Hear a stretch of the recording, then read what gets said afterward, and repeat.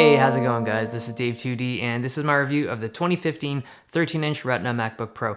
And like every other year, Apple just did a spec bump this year just to refresh it, but they also added a trackpad to it, a new Force Touch Trackpad, so we'll get into that. So I actually have two of them here, the base model, which comes in at $1,300, and the fastest one that they offer, which comes in at $2,000. And yeah, let's get right to the review. Apple always packs up their stuff nicely. When you open the lid, the notebook is sitting there, and underneath is the AC adapter. So the two models I have are the base model, which is a 2.7 GHz i5, 8 gigs of RAM, and 128 gig SSD. And their second notebook, which is their top end one, is a 3.1 GHz i5, 16 gigs of RAM, and a 512 gig SSD. Both of these are Broadwell CPUs, and they're both 2-core. The top of the notebook is aluminum, and as always, that Apple logo lights up when you lift up the screen. The bottom of the notebook is the same aluminum finish, intake vents on the left and right, and the speakers also project sound through these. And there's rubber feet that aren't very grippy, but they just kind of protect the bottom from being scratched. On the left side, we have a spot for the MagSafe 2, two Thunderbolt 2 ports that can be used for mini display, a USB 3, a headphone jack, and two microphone holes. And on the right side, we have an SD card slot, an HDMI jack, and another USB 3. And if you've never owned a MacBook before, just keep in mind that your SD cards are going to jut out quite a bit when you put them in. So you don't want to leave them in there during transportation. So you can connect up to two 4K displays, but if you want to get 60 Hz, you got to use the mini display port. If you use the HDMI, you're only going to get 30 Hz for 4K. The keyboards in MacBooks are always great, and this one's no exception. Backlighting is good, the travel is good, and it always feels spacious. I've always been very partial to their keyboards.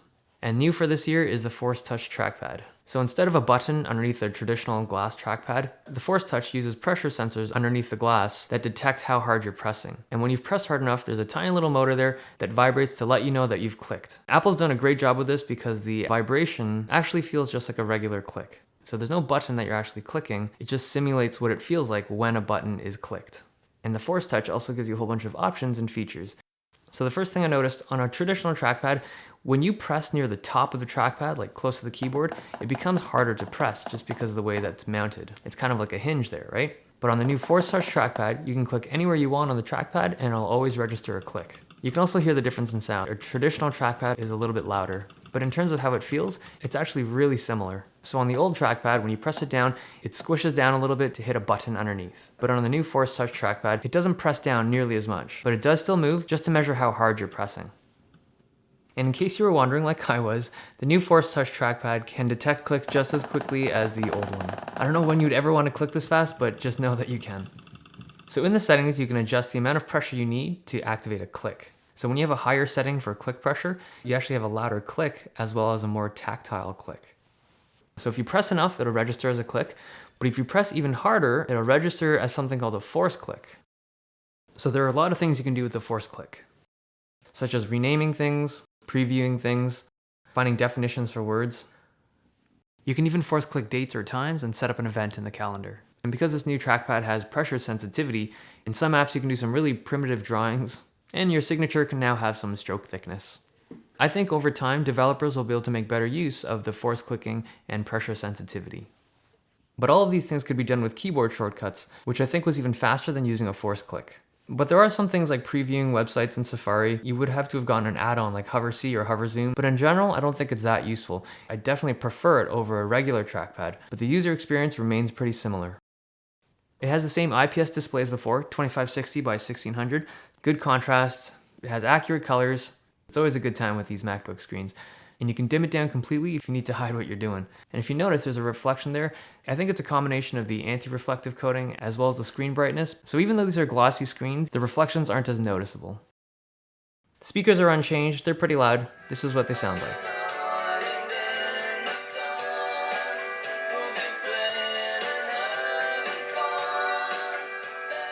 Okay, fan noise. When this thing's idle, it's silent, 20 decibels, standard stuff. Now remember I have two of them here. The 2.7 GHz has a reasonably loud fan when it kicks in, 35 decibels. But the 3.1 GHz model is significantly louder. It comes in at almost 40 decibels. When you hear them side by side, the difference is really noticeable.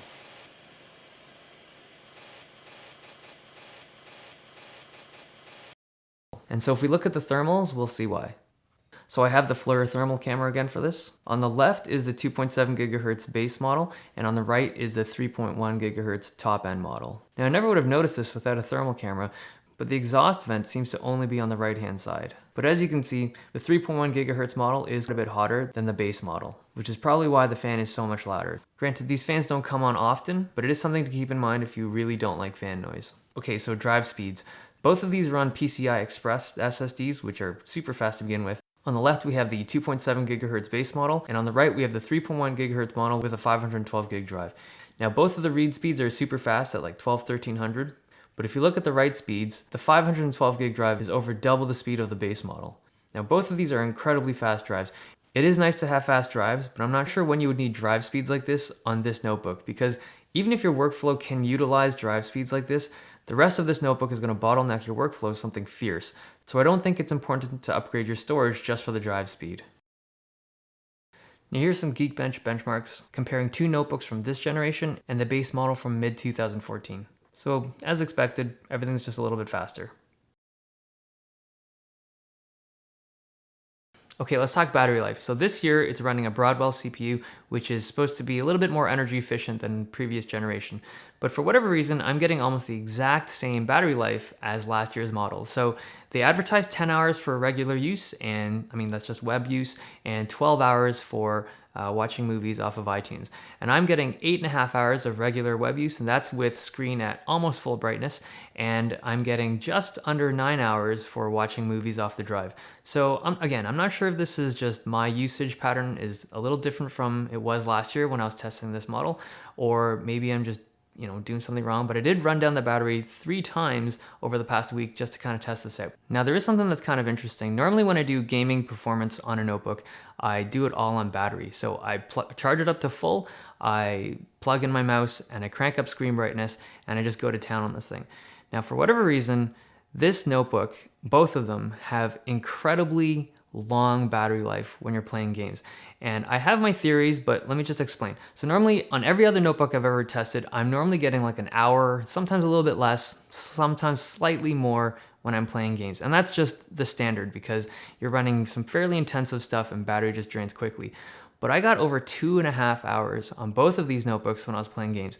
And the weird thing is, okay, my theory is that because this thing is relatively underpowered, like the GPU, the fan never comes on. It literally never came on once on both of these notebooks when I was playing computer games. So I was playing Heroes of the Storm and I played a little bit of Counter-Strike and the fan never came on, not even once. So maybe that's why the battery life is extended the way it is. I'm not sure. But in any case, that's cool stuff. And of course I played a lot of games on this thing because I love video games. So these things are running integrated graphics, which is the Intel 6100. It's better than I expected, but it's not great. So right off the bat, you can't play it at native res. You're gonna get like 10, 15 frames per second. Now at 1080p, for Dota 2 and Heroes of the Storm, you're gonna get about 30 frames per second at high settings. It's playable, but it's not buttery. So when you drop this down to low graphics settings, you're getting about 40, maybe 50 frames per second. I think at that point it's very playable. But if you're competitive and you need higher frame rates, you're gonna have to go into lower resolutions. But I found the gaming to be reasonable at 1080p. And I also found gaming performance to be very similar between the two notebooks. At best, the 3.1 gigahertz model with 16 gigs of RAM was only getting about 5 more frames per second on average. Nothing crazy. Okay, so some final thoughts.